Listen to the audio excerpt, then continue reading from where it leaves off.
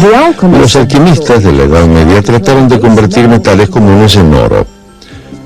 Hoy en día, para los químicos industriales es moneda corriente convertir el petróleo o el gas natural en miles de polímeros sintéticos que redefinen el modo en que vivimos. Aprendimos a crear materiales más resistentes que el acero, más blandos que la seda y mucho menos caros que ambos. ¿Cuál es el secreto? ¿Cómo hemos creado la edad de los polímeros?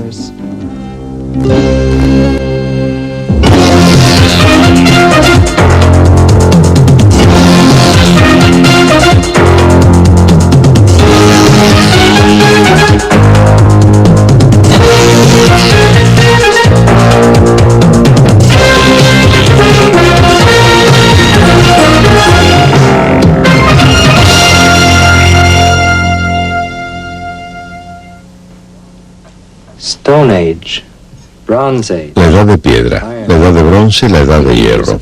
Las edades del hombre están definidas por los materiales que usamos.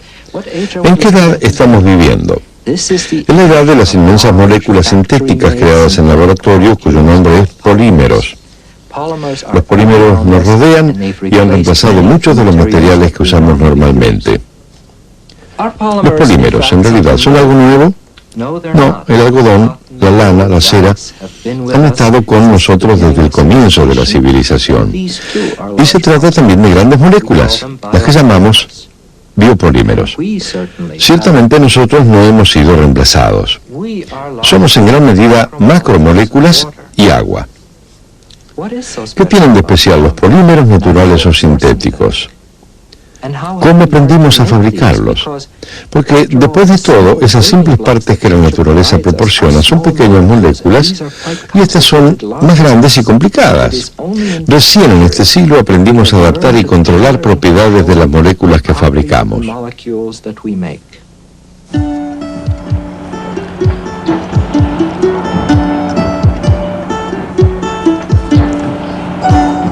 En la vida cotidiana aprendimos a estar rodeados por materiales que son nuevos. Los polímeros sintéticos nos visten, nos dan refugio, protegen alimentos, protegen nuestros cuerpos.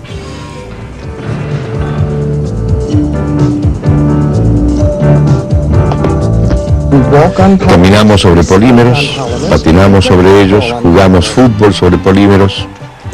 Los colores y los sonidos de la vida cotidiana son creados y reproducidos sobre polímeros sintéticos. Ayer la palabra plástico significaba ordinario e inferior. Mañana el plástico puede reemplazar nuestros órganos corporales a medida que empiecen a gastarse.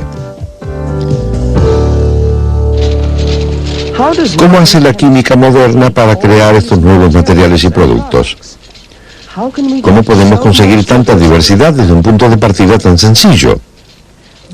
Vamos a mostrar de qué forma miles de pequeñas partículas se combinan para formar macromoléculas gigantes llamadas polímeros. Usted verá cómo una pequeña molécula, el etileno, puede transformarse en un elemento de formación para muchos y diferentes polímeros y productos. Sin embargo, estos, tanto como el etileno, tienen un origen común: petróleo crudo y gas natural. Cada día el mundo consume 5.000 millones de litros de petróleo. Las naciones fundan su prosperidad o caen en la pobreza según fluctuaciones del precio del barril de crudo. Pero sin procesar, el crudo tomado directamente del suelo es inservible. El crudo llega a la refinería como una compleja mezcla de hidrocarburos gaseosos, líquidos y sólidos. El primer paso para refinar el crudo se llama destilado fraccionario y se producen estas inmensas torres.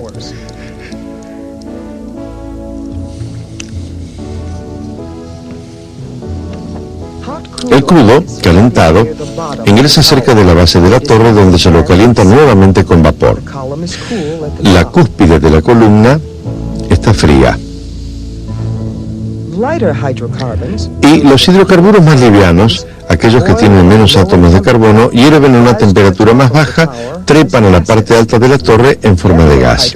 Los hidrocarburos más pesados, con más átomos de carbono, fluyen hacia la base en forma líquida y sólida.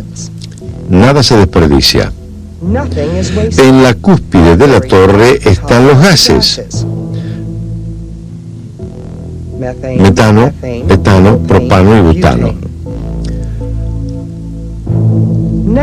Luego viene la nafta y muchos petroquímicos importantes. Más abajo encontramos la fracción del queroseno para combustible de jets. Luego el diesel oil y en la base lubricantes y alquitrán.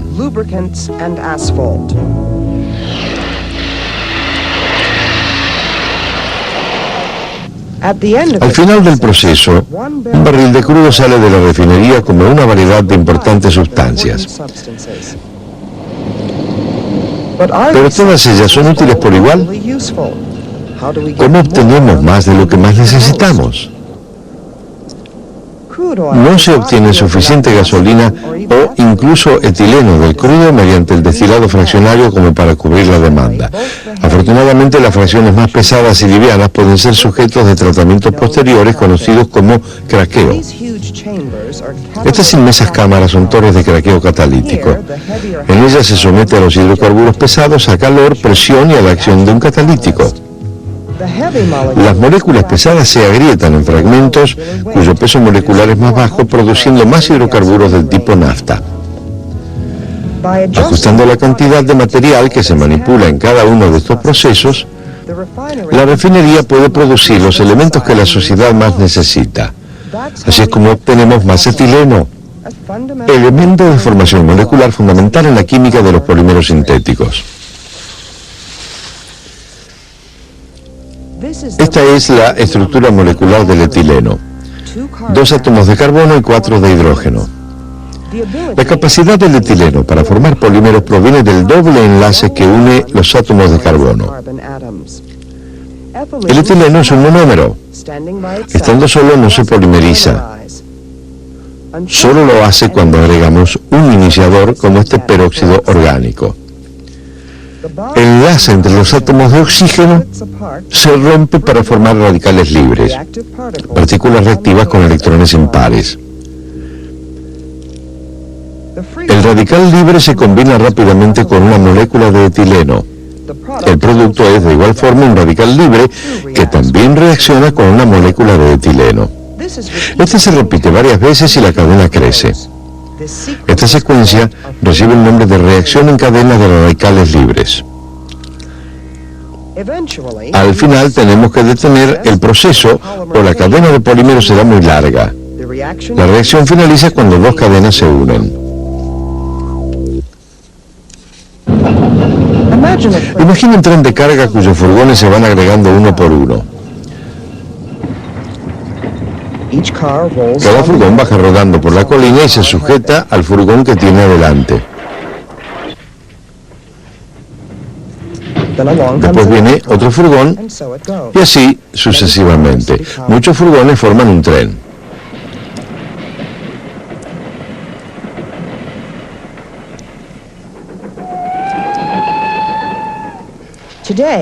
Hoy el polietileno es el polímero sintético más conocido en el mundo. Se manufacturan 6.000 millones de kilos por año. Se trata de un envoltorio transparente y ajustable para alimentos, o un accesorio protector inviolable, un palo de bowling, un tanque de nafta o una pista de patinaje. El polietileno tiene muchos usos diferentes y muchas propiedades diferentes. Nuestra demostración a cargo del Dr. Donald Showalter. Estudiamos algunos de los materiales que tenemos. Todas estas cosas son polietileno. Algunas de ellas rebotan. Otras se rompen. Algunas se rasgan con facilidad. Otras no. ¿Por qué estos objetos semejantes tienen propiedades tan distintas? Hay muchos tipos diferentes de polietileno. Voy a mostrarles 3 de ellos.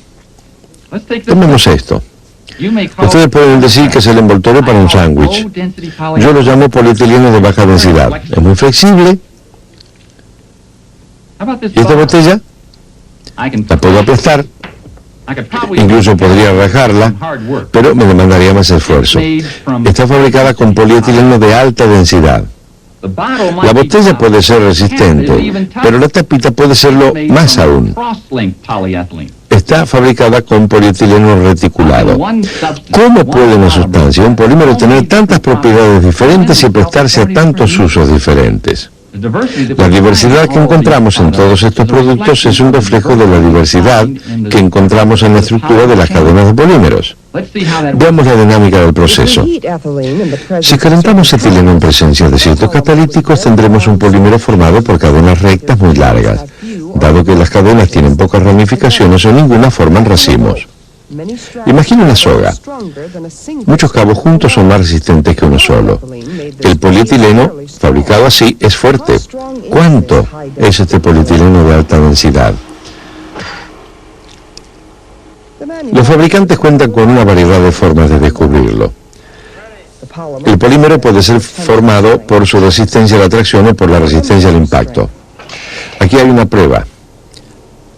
Aplastamiento de la columna. Estas máquinas prueban la resistencia al plegado. Esta es una prueba de resistencia al resquebrajamiento por impacto ambiental.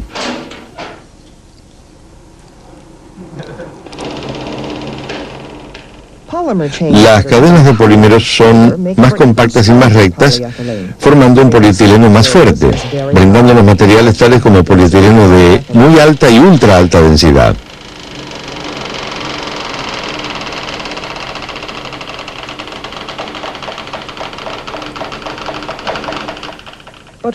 Pero ¿qué pasa con este polietileno?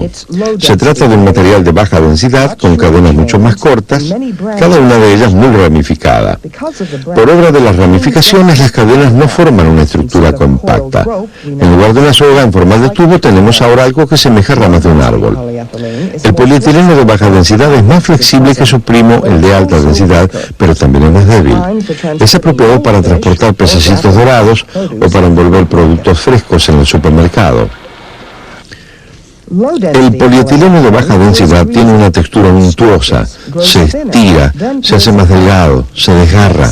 Veámoslo en el mundo molecular.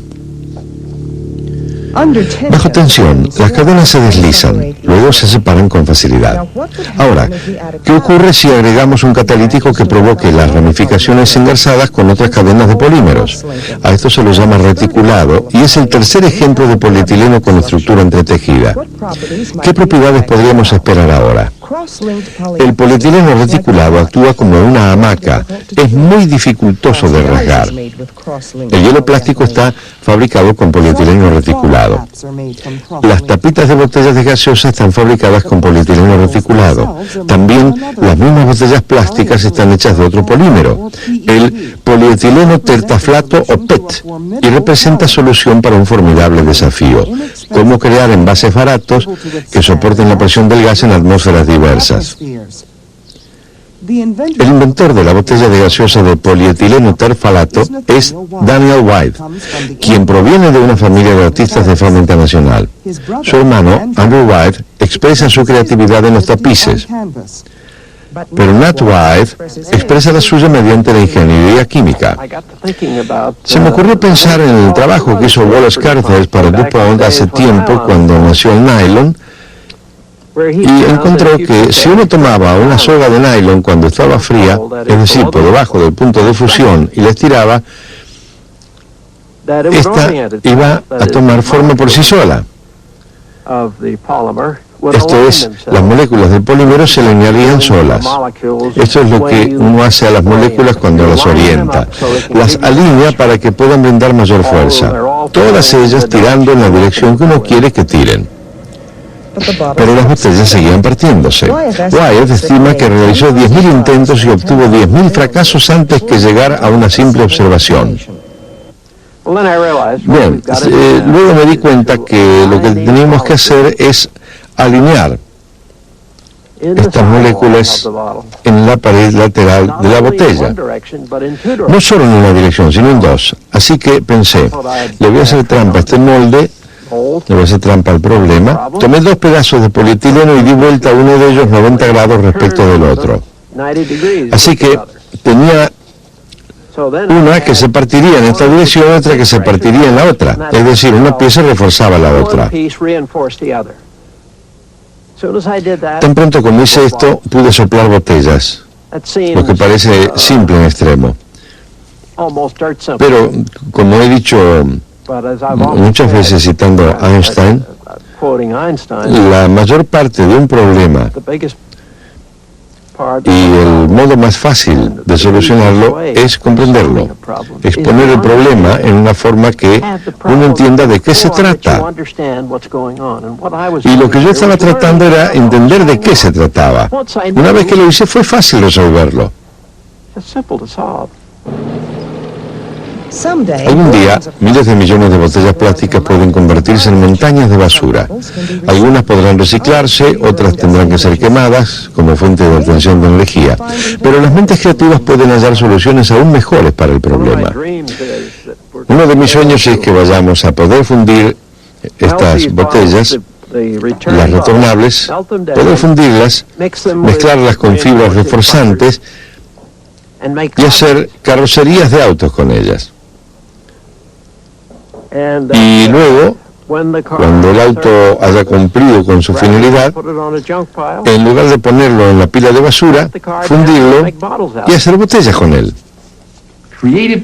Química creativa. La vimos en acción. Vimos cómo es posible fabricar una sustancia, como el polietileno, que posea una amplia variedad de propiedades. Pero la forma más fácil de fabricar nuevos polímeros es alternando la composición química del primer monómero.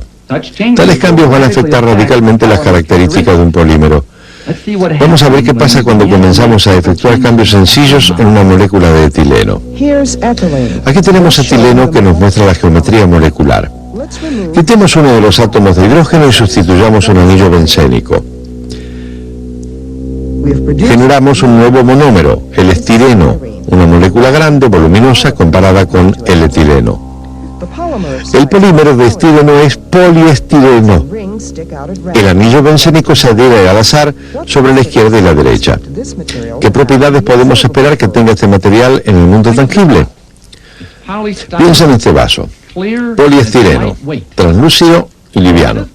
También lo es este. Y es polietileno. ¿Dónde está la diferencia?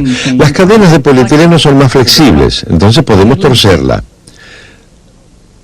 La de poliestireno se rompe, es quebradiza, porque las cadenas de poliestireno son más rígidas.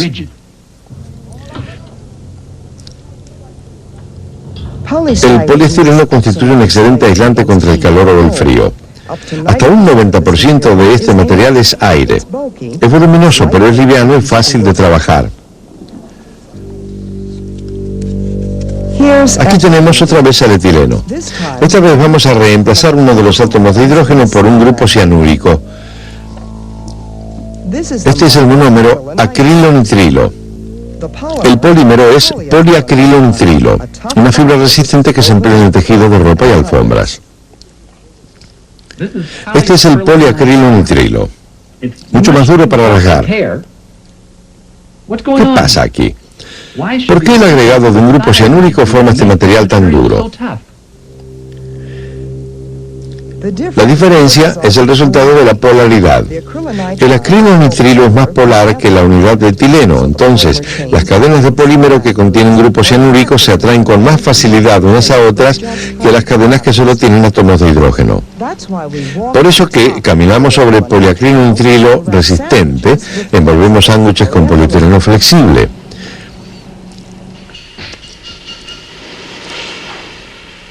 El acetileno es un gas altamente combustible utilizado en cortadoras.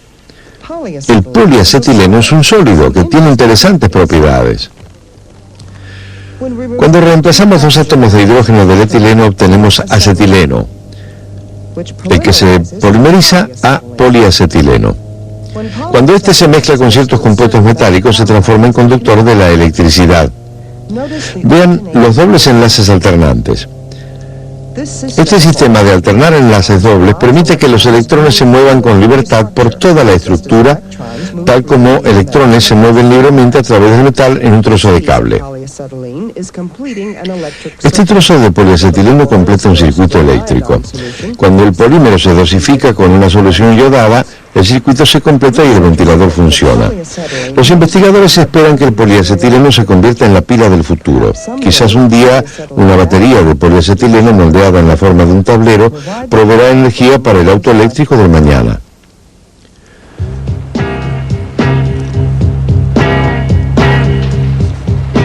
Todos los años en Estados Unidos se consume más plástico que acero, cobre y aluminio juntos. Podemos hallar algunas de las aplicaciones más radicales de la investigación en polímeros en los automóviles.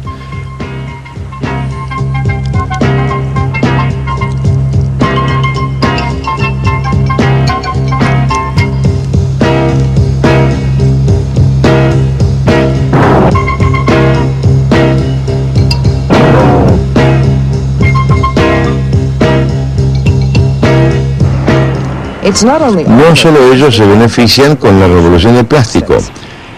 Al utilizar polímeros, los jets comerciales ahorran millones de dólares por año en costos de combustible. Y la exploración espacial depende cada vez más de los polímeros sintéticos. 4, 3, 2, 1. We have ignition and liftoff. And the shuttle has cleared the tower. Para recabar algunas reflexiones acerca de la investigación en polímeros en el siglo XXI, recurrimos a Howard Simmons, jefe de investigación de la compañía DuPont. Muchos lugares donde hoy utilizamos metales, en particular en aplicaciones estructurales, van a ser reemplazados en el futuro por los polímeros. Algunas de las cosas más exóticas pertenecen al campo de la medicina, donde los grandes mercados están previendo, por ejemplo, las prótesis. Ahora mismo, la mayor parte de los huesos artificiales, articulaciones, ligamentos, incluso arterias, todas están fabricadas con sofisticados polímeros fabricados por el hombre. He visto una reciente estimación de mercado que decía que hacia los 90 estaremos hablando de un negocio de más de 2.000 millones de dólares. Eso tiene una razón primordial. Los polímeros permiten una variación casi infinita de estructura y por ende una variación casi infinita de sus propiedades. Mientras que ahora sabemos casi todo lo que hay para saber sobre metales y vidrios, obviamente no todo, pero casi, existe una variedad infinita de polímeros que podemos concebir, así que podemos manipular sus estructuras y manipular sus propiedades, dado que hay tiempo. Para repasar, la ciencia de los polímeros ha recorrido un largo camino en el siglo XX. 100 años atrás no habíamos creado nuestro primer polímero sintético. Hoy usamos polímeros cotidianos en la medicina, en la construcción, en el transporte. Y esto porque la ciencia de los polímeros comienza con la separación de los componentes del petróleo crudo mediante dos procesos, destilado fraccionario y craqueo. Fabricamos un polímero cuando alineamos miles de pequeñas células como la molécula de etileno. Esto es polimerización. Mostramos cómo esta molécula toma parte en una reacción en cadena de radicales libres. El producto es un polímero versátil, polietileno, el más común de los polímeros sintéticos. Estos polímeros tienen una amplia gama de propiedades diferentes, duro o blando, flexible o quebradizo, aislante o conductor. Dependen del tamaño, la estructura y la composición química de las cadenas de polímeros.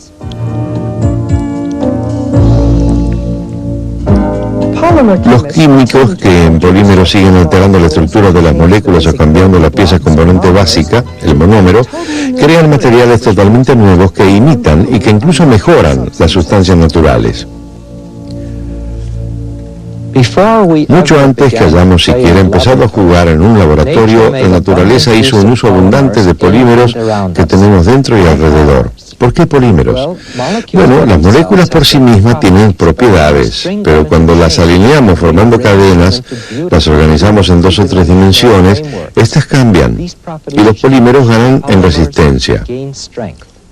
La naturaleza hizo uso de los polímeros porque nos eran útiles.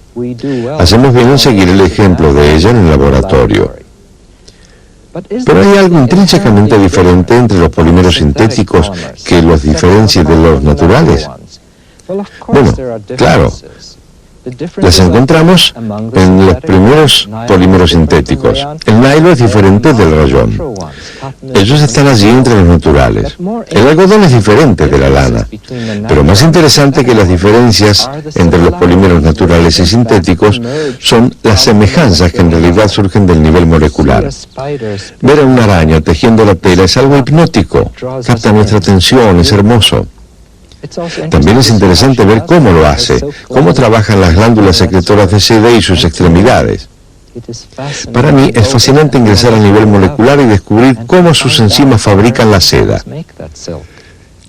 Y es igualmente hermoso ver a un químico lograr un proceso por completo nuevo para fabricar polietileno, y que luego lo implementa a un nivel de miles de kilogramos por hora en una fábrica. La mente humana ha logrado una solución ingeniosa para un problema difícil. Manos humanas, herramientas. Ellas lo hicieron realidad. Y con toda seguridad, todo esto también es como lo natural y hermoso.